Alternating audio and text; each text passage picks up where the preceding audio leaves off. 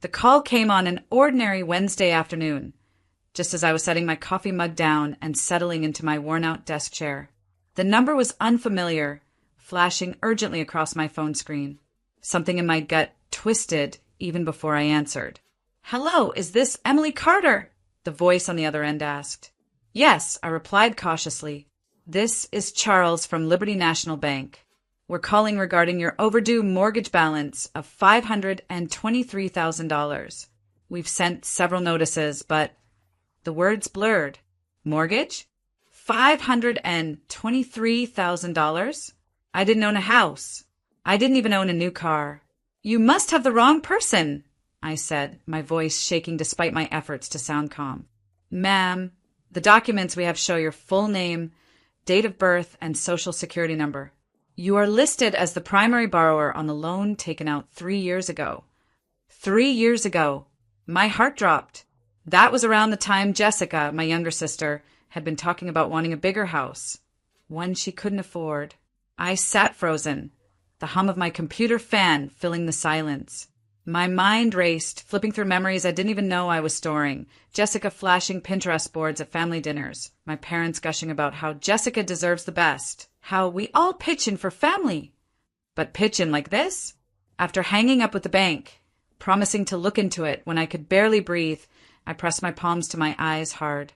My small, one-bedroom apartment around me suddenly felt like it was caving in. There had to be a mistake. There had to be. I rifled through my drawers, pulling out every old document I had, praying I would find some clue that proved it wasn't me. But deep down, the icy grip of betrayal had already begun to wrap around my ribs. Because if it wasn't a mistake, there was only one explanation. I thought about how my parents always called me the responsible one. The one who didn't need help, who wouldn't make a fuss. Meanwhile, Jessica flitted from one bad decision to another, cushioned by Mom's whispered excuses and Dad's tired sighs. It had always been that way. I was the background character in my own family, useful, dependable, invisible. I pressed my forehead against the cool wood of my desk. Tears burned the back of my eyes, but I refused to let them fall. Not yet. This wasn't just about money. It was about trust, about being treated like my future, my life, was something they could casually sign away without even a warning. My phone buzzed again, this time a text from my mother. "Hey, sweetheart. Hope you're having a good week. Family dinner Sunday." Family dinner. Like everything was normal. Like my name wasn't tied to $500,000 of debt I didn't sign for. The taste in my mouth turned bitter. I typed back, sure, and hit send. Because before anything else, before accusations or screaming matches, I needed to know the whole truth. And when I found it, I would decide exactly how loud or how silent my response would be. And something deep inside me promised, this time I wouldn't stay invisible. The next morning, after a sleepless night of staring at the cracks in my ceiling, I sat hunched over the kitchen table, a steaming cup of untouched coffee beside me. My laptop was open, tabs multiplying like weeds, mortgage fraud, forged signatures, legal advice blogs, warning signs of identity theft. But none of it prepared me for what I was about to see. I called the bank again, requesting a copy of the mortgage documents. The woman on the line was polite, almost mechanical, as she emailed them over within minutes. When the PDF opened, my breath caught in my throat. There it was, page after page, filled with my name, my information, and my signature. Except it wasn't mine. It looked close enough that someone who didn't know better might not notice. But I knew every curve of my real signature, every little tremble in my hand. This one was too perfect, too rehearsed. It felt like staring into a cracked mirror. I zoomed in, studying the slanted loops, the heavy tail on the Y, and Emily, the way Carter was spelled just a little too neatly. My hand started to tremble. How could they do this? How could my own parents? The floor seemed to shift under me. I grabbed the edge of the table, grounding myself.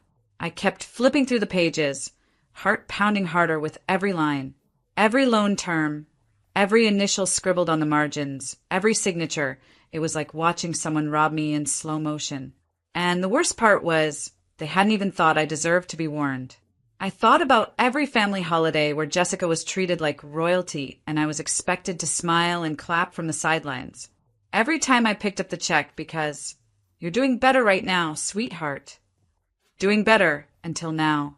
The walls of my small kitchen seemed to close in tighter. I closed my eyes, letting the storm churn inside me. No tears. Not yet.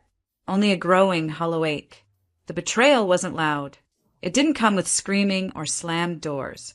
It was quiet, sharp, like a scalpel sliding under the skin. I started gathering every scrap of paper that tied me to them financially. Old bank statements, credit reports, even birthday cards where they joked about the responsible daughter. Evidence. I didn't know exactly what I would do with it yet, but I knew I needed to protect myself. As the hours crawled by, memories flashed behind my eyes like a cruel movie reel. Jessica showing off her new car after flunking out of college. Mom telling me, "You're the strong one, Emmy. Jess needs a little extra." Dad patting my head like a dog when I graduated without anyone showing up to the ceremony. They had always expected me to carry the weight, to be the net when Jessica fell. This time, they hadn't even bothered to ask.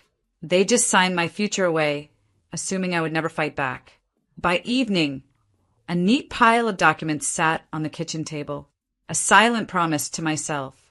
The girl who once bent over backwards to be the good daughter was gone. Now, I wasn't sure exactly who I was becoming, but I knew one thing. I wouldn't stay silent forever. Sunday came too fast. I stood in front of my parents' house, the house where I grew up, staring at the door like it was the entrance to a courtroom. A part of me wanted to turn around, to pretend none of this had happened, to stay the invisible daughter who didn't cause trouble.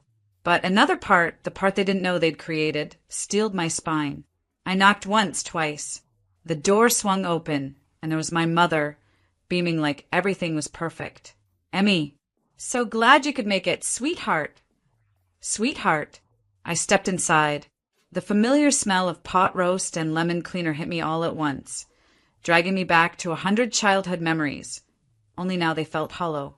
Dad was in the living room, half watching a football game, beer balanced on the armrest. Jessica sat curled up on the couch, scrolling on her phone, expensive purse tossed carelessly beside her. None of them even glanced at me properly. I took a seat quietly, my heart pounding so loud it felt like the walls should shake. I waited, let them get comfortable, let them reveal themselves. Dinner was served like any other Sunday. Laughter, chatter, Jessica complaining about how expensive landscaping was for her stupid big yard. Dad grunting about the game. Mom doting on Jessica like she hung the moon. Finally, after the plates were cleared, I spoke. "Hey, I have a question," I said, my voice low but steady. 3 sets of eyes turned toward me, mildly curious, like I was about to ask if they'd seen my missing scarf. "Does anyone know anything about a mortgage with my name on it?" Silence. A full, thick silence that made the ticking of the wall clock deafening. Jessica was the first to react.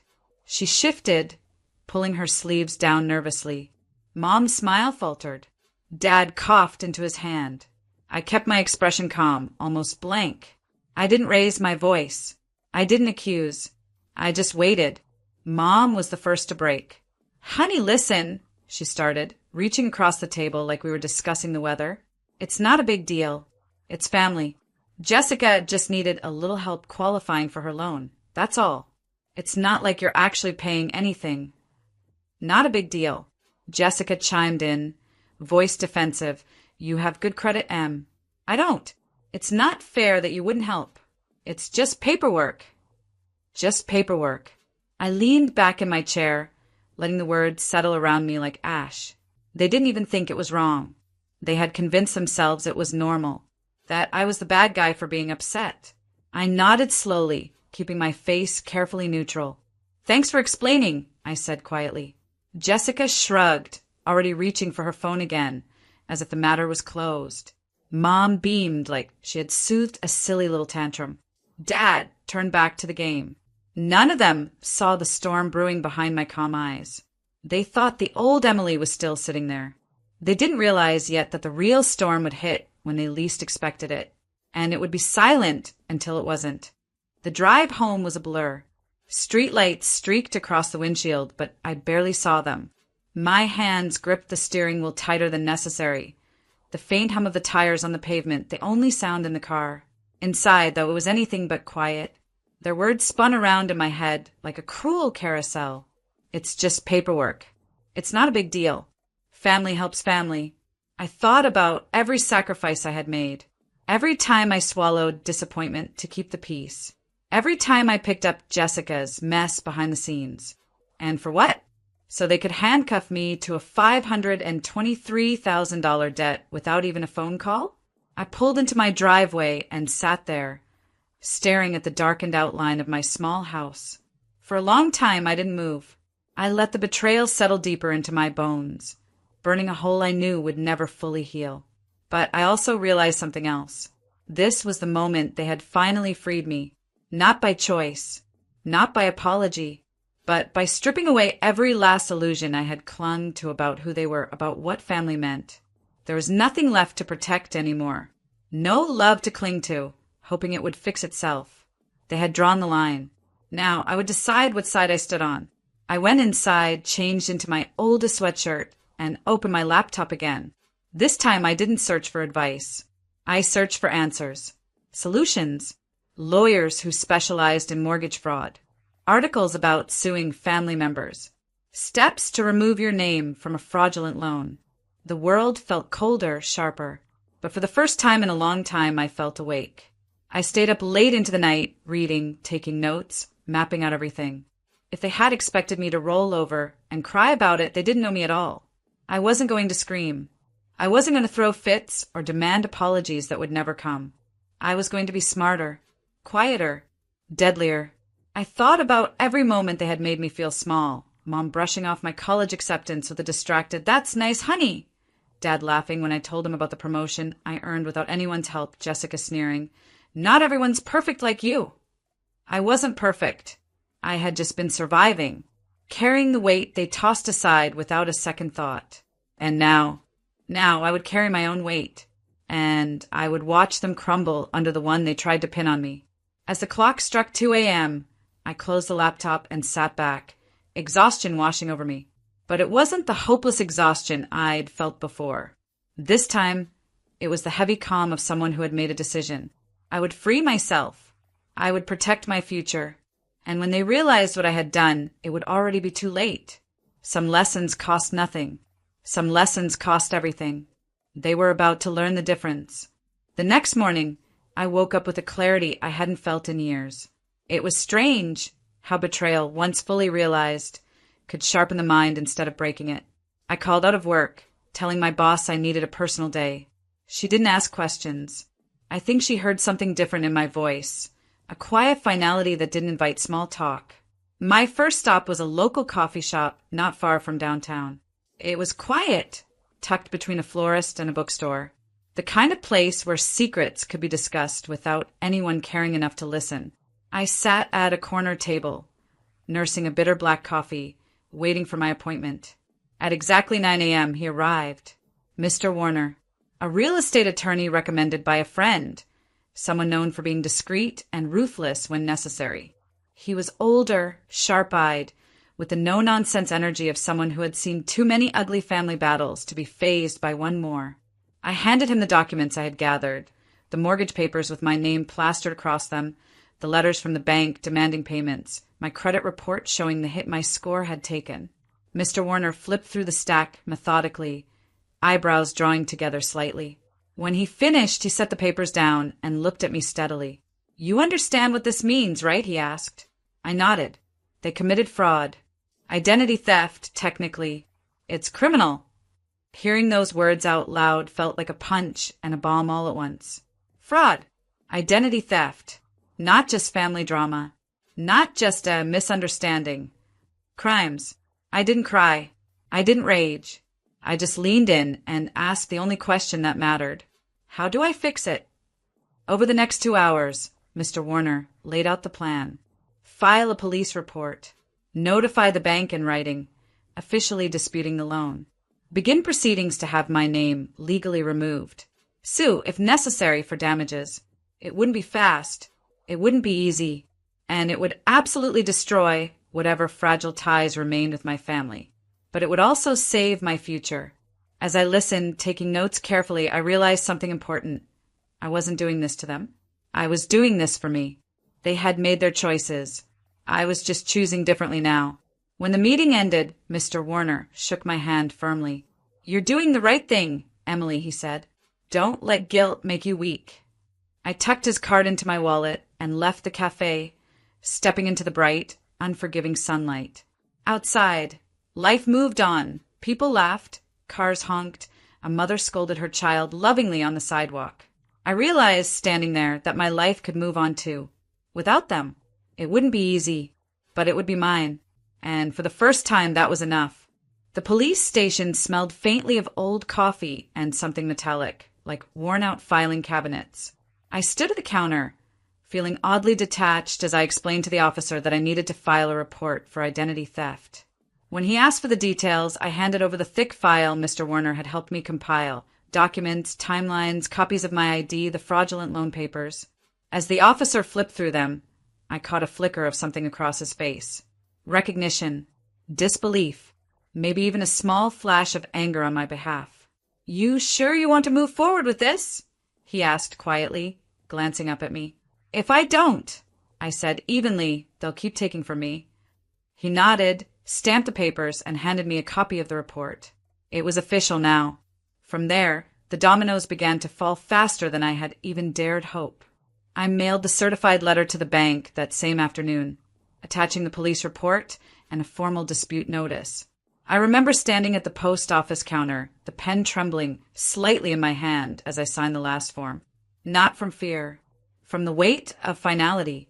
There would be no taking this back. The next few days passed in a tense, eerie silence. I didn't call my parents. I didn't call Jessica. I didn't warn them. Instead, I waited. 3 days later, my mother showed up unannounced at my doorstep. I watched her from the window before opening the door. She looked disheveled, furious, and beneath it all, terrified. When I finally opened it, I didn't invite her inside. She launched into it without even a greeting. "How dare you involve the police? Do you know what you've done to this family?" I listened quietly, letting her words bounce off me like rubber bullets. "I trusted you to be understanding," she hissed. "Jessica needed help. Family sticks together." I tilted my head slightly, studying her. "No," I said softly. "Family asks.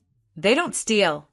Her face reddened, her mouth opening and closing like a fish out of water. "You've ruined everything," she cried. I almost laughed, but I didn't. Instead, I kept my voice level, my words like knives wrapped in velvet. "I didn't ruin anything. I just stopped cleaning up your messes." And then, without another word, I closed the door. It was the most powerful sound I had ever made, that soft click as the latch caught. I stood there on the other side, heart pounding, but not from regret. From release. Later that night, Jessica tried calling me. 12 missed calls. A string of desperate, angry voicemails. I deleted them without listening. The bank responded within a week. They suspended the loan, pending investigation, and issued a formal apology for their role in the ordeal. The legal process would still drag on for months, but I had taken the first steps. The right steps. And my family? Their world, built on lies and entitlement, was finally starting to crack. I didn't have to scream. I didn't have to fight. All I had to do was stand still while the truth did its work. And somehow that was so much sweeter. In the weeks that followed, the silence grew thick around me. No more surprise visits. No more frantic calls. No more guilt-drenched texts from relatives telling me to just forgive and forget. It was as if I had been erased from the family group chat, from holiday plans, from their carefully curated image of unity. At first, the loneliness was suffocating. Even when the betrayal cuts deep, there's a part of you, the child still craving approval, that aches when the ties finally snap. But slowly, something else took root inside me. Peace. Real peace. I found myself doing things I had neglected for years. I spent Saturdays wandering through farmers markets, buying sunflowers for my kitchen table. I started hiking local trails, breathing in the cool morning air and feeling the earth steady beneath my feet. I enrolled in a pottery class on a whim, my hands clumsy, but my spirit somehow lighter each time I shaped something new from the raw clay. There was something beautiful about rebuilding, not loudly, not for show, but quietly, piece by fragile piece. The legal process continued in the background. I responded to emails from Mr. Warner, signed affidavits, collected updates about the loan's slow unwinding. Each time I saw an official letter with my name on it, Emily Parker, it reminded me, this name is mine. This life is mine. Not a gift from my parents. Not an obligation to my sister. Mine. The strangest part was realizing that, deep down, I didn't want revenge the way I once thought I would. I didn't want to see Jessica lose everything. I didn't want my parents dragged through public shame. I just wanted distance. Freedom. A chance to live without carrying the invisible weight of debts I never agreed to bear. One evening, a few months after it all began, I sat on my small apartment balcony with a cup of tea, watching the city lights flicker to life. I thought about the girl I had been, the one who kept saying yes out of fear, who kept absorbing every blow like it was her duty. And I thought about the woman I was becoming, quiet, steady, unbreakable in a way no shouting match could ever achieve. A soft breeze lifted the edge of the old throw blanket wrapped around my shoulders. I smiled into the darkness and whispered the words I had waited a lifetime to believe. I owe them nothing. Not anger, not explanations, not even forgiveness on their timeline. Just silence. And in that silence, I finally found myself. The final confrontation wasn't loud. It wasn't a screaming match or a tearful apology. It wasn't anything dramatic at all. It happened on a quiet Sunday afternoon, almost a year after everything had started. I had just come back from a pottery fair, arms full of handmade mugs and bowls, when I saw them, my parents and Jessica, standing awkwardly outside my apartment building. They looked smaller somehow. Jessica's once perfect hair was unkempt, her eyes darting around nervously. My mother clutched her purse so tightly that her knuckles were white.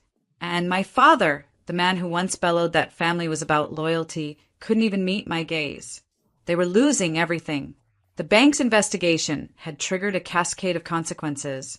Jessica's loan had defaulted. The house she was so proud of was foreclosed.